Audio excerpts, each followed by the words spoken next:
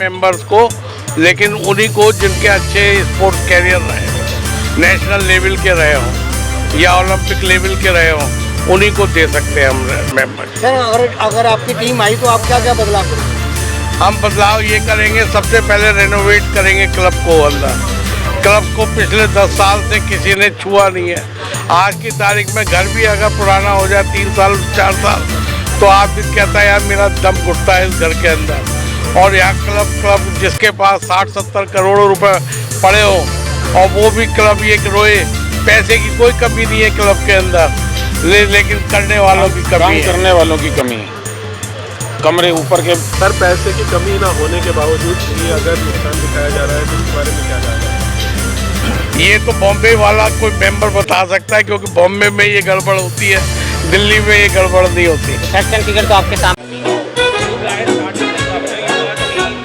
अस्सलाम वालेकुम, मैं ज़मीर अहमद अंसारी और आप देख रहे हैं जेड न्यूज़ फॉर यू। अर्ज़ ये है कि आपने अपने channel Z news for you को अभी तक सब्सक्राइब नहीं किया है तो सब्सक्राइब करें और साथ में दिए हुए बेल आइकन को भी दबाएं, जिससे हमारी आने वाली सभी वीडियोस के नोटिफिकेशन सबसे पहले आपको मिल सके। शुक्रिया। हमने 250 करोड़ का जो लॉस शो किया है वो तो फिगर से सारी सामने आ रही हैं। यहाँ पे इतनी करप्शन है, आपको भी आप कमरा लेने जाओ आपको कोई कमरा नहीं मिलेगा। हम ये चाहते हैं जो कमरे की बुकिंग है वो भी ऑनलाइन हो, सारी चीज़ ऑनलाइन हो, टेंडर सब ऑनलाइन हो। लाएंगे जो रूम्स के लिए यहाँ पे ट्रांसपेरेंसी नहीं है, हम चाहेंगे कि वो ट्रांसपेरेंस हो और उसके लिए एक पैनल बने जिसके अंदर हमारे रूमों की अवेलेबिलिटी, उसका रख रखाव, उसकी देखरेख सब बहुत अच्छे तरीके से हो। अभी रूमों की ये पोजीशन है कि आप देखेंगे कहीं से बरसात में पानी चू रहा है, कहीं से दीवार गिर रही है, कहीं से बेड टूटे हुए हैं। कोई इतनी बारी कंप्लेंट करने के बाद कोई उसको रेनोवेशन करने के लिए तैयार नहीं, सब लीपा पोती कर लेते हैं। फोर्स रखा है पर आपस में आप लोग यूनाइट नहीं है, मेरे को ये समझ नहीं आता। तो आप कम से कम आपस में यूनाइट हो जाए तभी ये आप इसको। हमारा ग्रुप तो यूनाइट है, हमारा ग्रुप तो यूनाइट हम ही एक ऐसे हम ही नाम इतना अच्छा रखा है पर आप सब यूनाइट होके चुनाव लड़ेंगे तो जरूर आपको कामयाबी। भाई साहब का कहना सही है कि यूनाइट इसलिए नहीं होते हैं कि जो आदमी यूनाइट करने की कोशिश करते हैं और फिर बाद के अंदर वो अपने फायदे के लिए, अपने आप को लाभ पहुंचाने के लिए वो दूसरी पार्टियों में शिफ्ट करते हैं और वो उसके लिए मैनेजमेंट के अंदर फिर वो जाके कन्वीनर बनते हैं, किसी और चीज़ के अंदर पैसे खाते हैं, तो वो काम नहीं होना चाहिए। मैं एक सवाल आपसे मैं करना चाहूँगा। हाँ जी। जैसे आपने कहा कि परेशानियां बहुत उठाई हैं और अब मैं टेबल के उधर आके कुछ सुधार करने की कोशिश करूँगी, तो क्या स्ट्रेटेजी बनाएंगे? क्या स्ट्रैटेजी? जब हम जीतेंगे तो हम स्ट्रैटेजी आपको दिखेगी। कुछ तो बनाया होगा मैम, कुछ तो आपको बोलने से ज्यादा मुझे लगता है काम करना चाहिए हमें। हम काम करके दिखाएंगे आपको। मैं दिल्ली और बॉम्बे मैं दिल्ली और बॉम्बे के सभी मेंबरों से अपील करूंगा कि अपोजिशन के लिए भी थोड़ी सी सीट दें ताकि हम इसके मैनेजमेंट के ऊपर नज़र रख सकें और क्लब में कोई भी गलत काम होने से रोक सकें। यही मेरी अपील है कि अपोजिशन को भी चांस मिलना चाहिए। Thank you. बड़े बड़े आरोप आपने लगाए। 10 साल पहले गोविंद जी थे, उनका कहना है, लेकिन इन 10 साल के अंदर क्या कभी किसी भी मेंबर ने ऐसा नहीं सोचा कि कोर्ट की तरफ जाया जाए? नहीं, ऑलरेडी कोर्ट में बहुत सारे केस चल रहे हैं। हर साल कोर्ट में जाते हैं, 20 लाख रुपए हम अपनी जेब से खर्चते हैं। क्लब में जो कुर्सियों पे बैठे हैं उनको पैसा क्लब से मिलता है, लेकिन हमारा अपनी जेब से लगता है। 2 दिन का फर्क हो तो चलाते हैं। तो लेडीज आप सभी के सामने मौजूद हैं, बहुत ही महेश वर्मा, मैं यूनाइटेड एक्टिव फोर्स दिल्ली से हूँ कॉन्टेस्टेंट और बैलेट नंबर मेरा 8 है। मैं सभी मेंबरों से दिल्ली और बॉम्बे के अपील करता हूँ कृपया करके अपोजिशन को भी चांस दें ताकि हम इस क्लब में जो व्यापक अनियमितताएं हो रही हैं उसे रोक सकें। आपको पता नहीं है क्लब धीरे धीरे प्राइवेटाइजेशन की तरफ जा रहा है। ऑलरेडी हमारे पास लीज प्रॉपर्टी आई है, हम उसको सब लीज भी कर रहे हैं। तो सभी मेंबरों से दिल्ली बॉम्बे से है प्रार्थना मेरी कि अपोजिशन को भी चांस दें एक बार। Thank you. Priyanka Agarwal. Ma'am आपके सामने जो पैनल है मौजूद, इसके बारे में आप क्या कहना चाहेंगे? So I think everybody deserves an equal chance. So this panel who is putting Delhi outrightly instead of Bombay, I think we do need a team that is focusing on Delhi because Bombay is full of corruption. It's full of this high society. It's high time that we have regular people in the panel who can focus on regular people and not the high society people. So definitely vote for this panel. आपको पता है ऐसे हैं वो मेरा नाम चांदनी अग्रवाल है। Ma'am, ये जो पैनल आपके सामने मौजूद है इसके बारे में आप क्या कहना चाहेंगे? दिमाग को थोड़ा तो मैं NSCI क्लब में पिछले 5 साल से एग्जीक्यूटिव कमेटी में ऑलरेडी हूँ। मैं सेंट्रल काउंसिल की मेंबर हूँ एंड आज मैं इस टीम को यहाँ पे इसलिए सपोर्ट करने आई हूँ क्योंकि मुझे ऑलरेडी एग्जिस्टिंग कमेटी में बहुत फ्लॉज दिखे हैं, बट यहाँ पे ये सिर्फ लेडीज़ को खड़ा करते हैं बट उनको सपोर्ट नहीं मिला है और लास्ट 5 साल में वो मैंने देखा है। सो आज इस वाली टीम को मैं सपोर्ट करने आई हूँ UAF को, क्योंकि मुझे यहाँ पे एक स्कोप दिखता है। यहाँ पे जैसे पैनल ने बात करी थी, यहाँ पे हायरार्की नहीं है, यहाँ पे आपस में फैमिलीदारी नहीं है, सब इंडिविजुअल्स हैं जो एक पैनल पे आ रहे हैं। So I am really hoping that yes we will be the new change and they will be the new change and will work together. Definitely लेकर आएंगे। Thank you. हरमीत सिंह। हमारे क्लब के इलेक्शन हो रहे 7th को, उसके रिगार्डिंग ये party करी गई है यूनाइटेड एक्टिव फोर्स के लिए। उसमें रोहतगी साहब लीड कर रहे हैं। रोहतगी साहब ने काफ़ी पहले सेक्रेटरी रहे हैं वो यहाँ पे, तो उनके टाइम में काफ़ी डेवलपमेंट हुई थी। अदरवाइज हमारे क्लब के इलेक्शन काफ़ी एक एक्सक्यूज़ होता है हमें सबसे मिलने का, सारे मेंबर से मिलने का। तो लुकिंग फॉरवर्ड के अच्छे इलेक्शन हो इस बार के, हमारी क्लब की और डेवलपमेंट हो जो लास्ट टाइम में होती रही है। ex-secretary of the club. I have done work for last 12 years and since then I am on the service for the club. Thank you. I am Umar Charan Agarwal. First of all, welcome to all members जो आज हमारे यहाँ पे आए हैं। मैं उनका स्वागत करना चाहता हूँ और यहाँ पे आएँ और देखें कि किस तरीके से क्लब के अंदर क्या पहले हुआ था और अब क्या हो रहा है। मैनेजमेंट बदलने के बाद भी हम कुछ नहीं कर पा रहे हैं, किसी के अंदर कोई भी काम करने की इच्छा ही नहीं है और जब तक इच्छा ही नहीं होगी तो काम होगा कैसे। सबको ये लगता है कि हमारे ऊपर एलिगेशन होगा, हम खा गए पी गए, ऐसा हो गया वैसा हो गया, परंतु करने की इच्छा कोई नहीं जताना चाहता।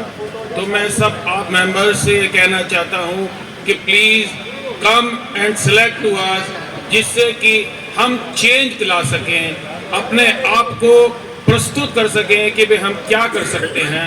12 साल पहले गोविंद जी ने जो किया वही हुआ, उसके बाद अभी तक क्लब में कोई एक पैसे का काम नहीं हुआ। कई बारी मैनेजमेंट को समझाया गया कि भाई ये मुद्दे हैं, आप इनको चेंज करो, पर कोई नहीं सुनना चाहता। तो इसलिए कृपया करके आप सबसे प्रार्थना है कि वोट कीजिए हमें और हमें सेलेक्ट कीजिए। Thank you very much. Mahesh Verma, ballot में नंबर मेरा 8 है। मैं सबका ध्यान आकर्षित करना चाहता हूँ, ये क्लब धीरे धीरे प्राइवेटाइजेशन की तरफ जा रहा है। इन्होंने बॉम्बे में एक बहुत बड़ी जगह जो है प्राइवेट क्लब को दे दी है, जहाँ रेस्टोरेंट चलेगा। तो ये हमारे मेंबर्स के अलावा बाहर के लोग भी बॉम्बे में उन्होंने अलाउ करे हैं। और मैं ये बताना चाहता हूँ कि बिना अपोजिशन के आपको ये क्लब धीरे धीरे कुछ निजी हाथों में चला जाएगा, इसलिए हमें अपोजिशन के लिए आप वोट करिए, सपोर्ट करिए। धन्यवाद। Anil Agarwal, ballot number 1। मैं आपको बताना चाहूँगा कि आपको हैरानी होगी कि पिछले 3 साल में हमें क्लब ने 240 करोड़ रुपए का घाटा दिया। कहाँ ये क्लब कहाँ जा रहा है, मेरे तो समझ से बाहर है। अब ये टाइम आ गया कि हम मैनेजमेंट को चेंज करें। करप्शन का इतना बढ़ गया है कि कोई हद नहीं है। और सबसे बड़ी ये बात है कि इंडिया में कोई भी ऐसा क्लब नहीं है जहाँ पे आउटसाइडर्स अलाउड हो। इन्होंने एक नया बार खोला है ली बार करके, और कोई भी आउटसाइडर्स वहाँ पे आ सकते हैं, खाना खा सकते हैं और ड्रिंक कर सकते हैं। और तो मेंबरशिप का फ़ायदा क्या हुआ? मेंबर्स को सिर्फ 20% डिस्काउंट मिलेगा। तो क्या हम सिर्फ 20% के लिए 20-20 लाख रुपए मेंबरशिप दे रहे हैं? हम इसलिए क्लब आते हैं कि हमारा सेकंड होम है, लेकिन यहाँ हमारे को होम जैसी कोई फीलिंग ही नहीं आती, क्योंकि यहाँ पे सब जहाँ बार है उस तरह के एक माहौल ही ऐसा बन गया है कि फैमिलीज यहाँ आना ही नहीं चाहती। तो ये क्लब इतना प्रेस्टिशियस होने के बाद भी, इतना पुराना क्लब होने के बाद भी बिल्कुल किसी काम का नहीं रहा और लोग का इंटरेस्ट खत्म होता जा रहा है। लोग अपनी मेंबरशिप के पैसे वापस लेना चाहते हैं। जब 20% की मेंबरशिप है तो किसी भी रेस्टोरेंट में जाके खाना खा सकते हैं। जो क्लब यूज़ करते हैं 20% के लिए नहीं करते। मैंने गोविंद जी से आग्रह किया कि मेरे कहने पे ये दोबारा हमारी टीम में आए हैं। ये 12 साल पहले इन्होंने जहाँ क्लब छोड़ा था आज भी वहीं पे क्लब है। तो क्या फ़ायदा हुआ? एक रुपये की भी डेवलपमेंट नहीं हुई। उल्टा हमें 300 करोड़ की FDR थी हमारे पास, जो हम -240 करोड़ पे खड़े हुए। शुक्रिया।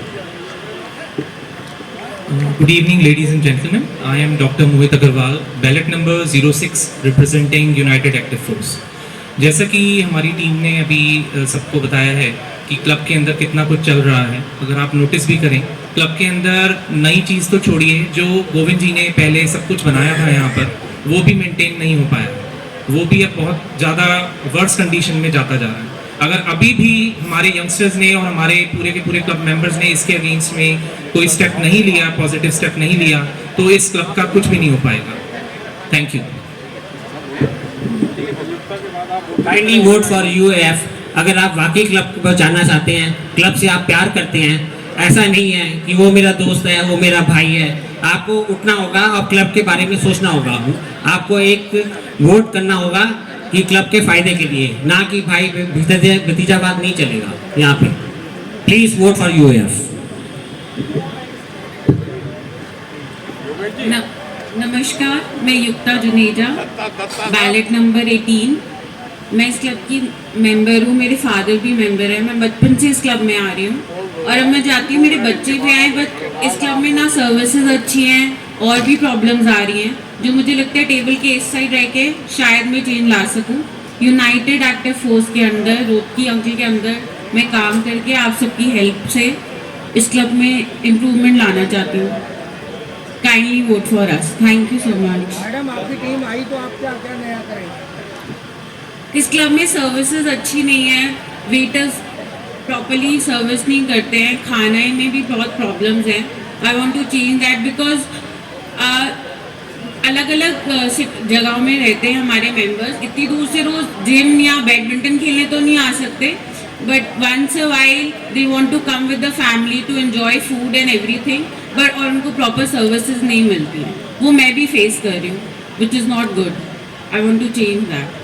कोई मैनिफेस्टो बनाया आप लोगों ने? हाँ जी, हाँ।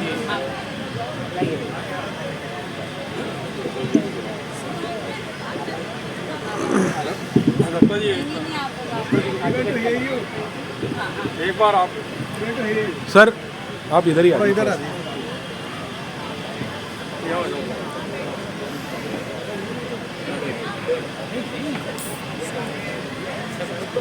Well, I am Gautam Datta. I am a member of this club. I wanted to discuss something about this club with my fellow members here. These are certain very important issues which I would like to discuss with the members. Although I see so many members here, our senior members, जो शायद पिछले 20 साल, 25 साल, 30 साल, 40 साल पुराने members हैं, but somehow I feel our senior members have lost hope on this club, which is a very disturbing thing for us. Each year we hold elections in the club. और जो हर साल इलेक्शंस होते हैं, मैं कुछ बातें इसके बारे में बताना चाहता हूं जो शायद कई मेंबर्स को पता नहीं है। आप में से कई लोगों को यह पता नहीं होगा कि this is perhaps the only club जहां इलेक्शंस में हर कैंडिडेट जो वैकेंसीज हैं, जितने भी वैकेंट सीट्स हैं, उसमें मैंडेटरी प्रोविजन है, you have to vote for every vacancy, there is no choice, and this is a violation of law. ये कानून के विपरीत है, कानून संगत नहीं है। आपने क्या कभी देखा किसी भी बॉडी में कोई इलेक्शन होता हो और आपको मेंबर्स को फोर्स किया जाता हो कि कम वोट में, अगर आप किसी को जानो या ना जानो, आपकी पसंद हो या ना पसंद हो, फिर भी आपको सभी कैंडिडेट्स को वोट देने होते हैं।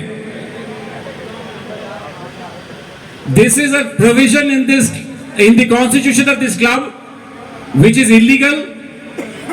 और मैंने दिल्ली हाई कोर्ट के समक्ष एक रिट पिटिशन भी दायर किया है और ये जो आने वाला इलेक्शन है ये subject to the outcome of that election writ petition है, क्योंकि किसी भी कानून के तहत under any law no voter can be forced to cast a vote in favour of a candidate. Right not to vote is my fundamental right, ये मेरा मौलिक अधिकार है। अगर मैं वोट नहीं देना चाहता तो मुझे कोई फोर्स नहीं कर सकता है। लेकिन इस क्लब में अगर 6 वैकेंसीज हैं तो आपको 6 को ही वोट देना है। एल्स सबसे जो गंभीर बात है कि अगर आपने 5 को वोट दिया, 6ठे को नहीं दिया, तो आपके सारे वोट डिस्क्वालीफाई हो जाते हैं। ये डेमोक्रेसी और गणतंत्र के फंडामेंटल जो टेनेट्स है उसके विपरीत है। और आप ये पूछेंगे आखिर ऐसा क्यों हो रहा है, यहां आखिर ऐसा प्रावधान क्यों रखा गया है? यह प्रावधान इसलिए रखा गया है, ये रूल 86 है जिसको हम मेंबरों ने कभी पास नहीं किया है। किसी भी जनरल बॉडी में ये रूल पास नहीं है। तो ये रूल क्यों लागू है हमारे इस क्लब में? इसलिए लागू है कि एक पर्टिकुलर टीम ही इलेक्ट हो। यह बड़ी सोची समझी राजनीति है, रणनीति है कि एक पर्टिकुलर टीम ही बार बार इलेक्ट होगी। और एक पर्टिकुलर टीम इलेक्ट होने से क्या होता है, यहां कंप्लेसेंसी होती है, कोई किसी के खिलाफ आवाज नहीं उठाता। कोई किसी का भाई है, कोई किसी का रिश्तेदार है, कोई किसी का चाचा है, कोई किसी का साला है, वो इलेक्शन लड़ जाते हैं, पूरी की पूरी ग्रुप जीत जाती है। यह परिवारवाद का एक बहुत बड़ा उदाहरण है।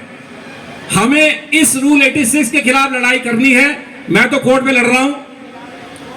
तो मैं ये रिक्वेस्ट करूंगा वोटर से, कभी भी आप किसी एक जो पैनल वोट्स है उस पर सोच समझ के वोट दें। आप जिस कैंडिडेट्स को जानते हैं परख के वोट दें, उनसे मिले और उनको वोट दें। डेमोक्रेटिक प्रोसेस को बढ़ावा दें, तभी हमारे इस क्लब का भला होगा। दूसरा जो मुद्दा, जो ज्वलंत, जो बर्निंग टॉपिक है यहां इस क्लब में, आखिर इस क्लब में पिछले 10 सालों से कुछ बदलाव क्यों नहीं हुआ? हम में से कितने सीनियर मेंबर्स हैं वो आज यहां आए हुए होंगे। पिछले 10 सालों में इस क्लब में एक नई ईंट तक नहीं लगी। ये स्टैग्नेशन है। और किसी भी इंस्टीट्यूशन में अगर स्टैग्नेशन आ गया तो कोई तो अकाउंटेबल होगा। आखिर अकाउंटेबल कौन है? पिछले इलेक्शन में 25 वैकेंसीज में आपने 23 को जिताया, एक ही पैनल के 23 लोग जीत गए। यही वजह है, this is the reason why there is stagnation in this club. There is no development, there is no improvement. जो आज से 15 साल पहले रोहतगी साहब हमारे साथ बैठे हैं, रोहतगी सर ने 15 साल पहले जो डेवलपमेंट इस क्लब में की थी, आज वही डेवलपमेंट आपको देखने को मिलता है। एक नई ईंट नहीं लगी। इसलिए नहीं लगी क्योंकि वही एक परिवार इलेक्ट होके आते हैं। उस एक परिवार के लोग ही इस मैनेजमेंट को चलाते हैं और उनको किसी से कोई लेना देना नहीं है। उनको कोई परवाह नहीं है, अपनी मनमर्जी करते हैं। यह हिंदुस्तान का एकमात्र क्लब है जो नेशनल वोट जिसके साथ लगा हुआ है, national sports club of India. This is the only club with A prefix national in its name. और इस नेशनल क्लब की ये हालत, इवन आपने, अगर आप में से कई लोग जानते हैं, बीसीसीआई जो देश में क्रिकेट चलाती है, बीसीसीआई के नाम के आगे भी नेशनल नहीं लिखा हुआ है। आप इस इतने डिस्टिंग्विश्ड और इतने एक प्रेस्टीजियस क्लब के आप मेंबर हो। क्या हम इस प्रेस्टीज को जाने दें, इस प्रेस्टीज को खत्म होने दें? नहीं, हमें से सबको लड़ना होगा। नहीं तो आपको पता है हमारे शहर में कुछ क्लब्स की हशर, उनके हालात क्या हो गए। तो एक और मुद्दा जो मैं डिस्कस करना चाहता था कि हमारे इस क्लब के 2 हिस्से हैं। हम दिल्ली और बॉम्बे, 2 रीजन मिला के इस क्लब को हम कहते हैं national sports club of India. Delhi region में अराउंड 4,4500 वोटर्स हैं, मेंबर्स हैं रादर। और बॉम्बे रीजन में 20,000 मेंबर्स हैं, 20,000 मेंबर्स। दिल्ली रीजन से कोई भी इलेक्शन जो लड़ता है वो बॉम्बे के वोट्स, बॉम्बे के मेंबर्स को वोट डाले बगैर, उनके वोट को ऐड बिना किए यहां इलेक्शन का डिसीजन नहीं होता है। यहां कोई लेवल प्लेइंग फील्ड नहीं है। आपके 4500 मेंबर है और बॉम्बे में 20,000 मेंबर है। अगर बॉम्बे वाले नहीं चाहें तो दिल्ली का कोई भी कैंडिडेट नहीं जीत सकता, जबकि बॉम्बे वालों को दिल्ली के बारे में कुछ नहीं पता। उनको दिल्ली से क्या लेना देना है? दिल्ली में स्पोर्ट्स फैसिलिटीज है नहीं है, यहां पे केटरिंग की क्या व्यवस्था है, रेस्टोरेंट में क्या चल रहा है, मेंबर्स को क्या तकलीफें हैं, बॉम्बे बैठे किसी को क्या लेना देना। लेकिन अनफॉर्चुनेटली आपके इस क्लब में वो रूल बनाए गए आज से 40 साल पहले, जो आज तक चेंज नहीं हुआ, कि बॉम्बे के वोट्स ऐड होते हैं और ऐड होकर ही दिल्ली का एक कैंडिडेट यहां से जीत सकता है। We are a second grade citizen so far as this institution is concern. Delhi members are a second grade members. We need to raise our voice. We have to fight for it. Exactly, very nice. Third grade. Thank you. So, अब बॉम्बे में एक issue आया। बॉम्बे में KPMG की report आई जिसमें 350 करोड़ का loss दिखाया गया, घोटाला दिखाया गया, 350 करोड़। उसमें कोई कार्रवाई नहीं हुई, आज तक कोई कार्रवाई नहीं हुई। वहां पे एक रेस्टोरेंट खुला लामार, जो हाई एंड रेस्टोरेंट है, वो मेंबर्स के अलावा आउटसाइडर्स के लिए ओपन कर दिया गया without tendering process. Because of this brute majority, because of this procedure of rule 86, जो एक ही परिवार के सारे इलेक्शन जीत जाते हैं, इसलिए किसी ने कोई आवाज नहीं उठाया। कोई रेजोल्यूशन होता है, एक ही परिवार के लोग हाथ उठा लेते हैं। यहां इस पैनल में कोई परिवार के लोग नहीं है, सब अलग अलग है, कोई एक परिवार का नहीं है। तो जब तक हमने इस चीज की अवेयरनेस मेंबर्स में नहीं पहुंचाएंगे कि दिल्ली का अपना एक अस्तित्व है, दिल्ली के मेंबर्स का अपना एक अस्तित्व, जब तक हम असर्ट नहीं करेंगे तब तक इस क्लब का भला नहीं होगा। इन शब्दों के साथ मैं ये रिक्वेस्ट करूंगा कि आने वाले इलेक्शन में संडे 7 को हमारे 4500 मेंबर हैं, लेकिन सिर्फ 800-900 मेंबर्स आके वोट देते हैं। ये भी एक बहुत बड़ा रीजन है क्यों हम पीछे रह गए। हम में से एटलीस्ट 50% तो वोटिंग होनी चाहिए। अगर 4500 मेंबर है, 4500 मेंबर है, 2200-2300 वोटिंग तो होनी चाहिए। सिर्फ 800 मेंबर्स वोट देते हैं। ये बेरुखी इस क्लब को नुकसान पहुंचा रही है।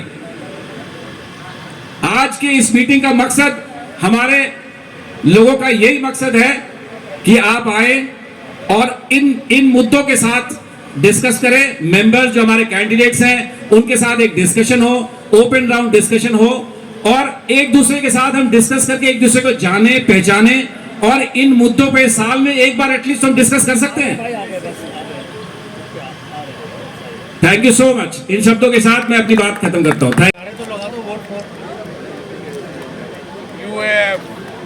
Vote for UAF. Vote for UAF. Vote for UAF. Vote for UAF. Members की फीस जो डबल की गई है उसका हम प्रोटेस्ट कर रहे हैं। बैठ के कर लीजिए। हम प्रोटेस्ट कर रहे हैं। बाकी KPMG रिपोर्ट का भी हम खुलासा कर रहे हैं। इसमें बहुत सारी कमियां हैं जो हमारे से छुपाई गई हैं और मेंबर्स को बताई नहीं गई।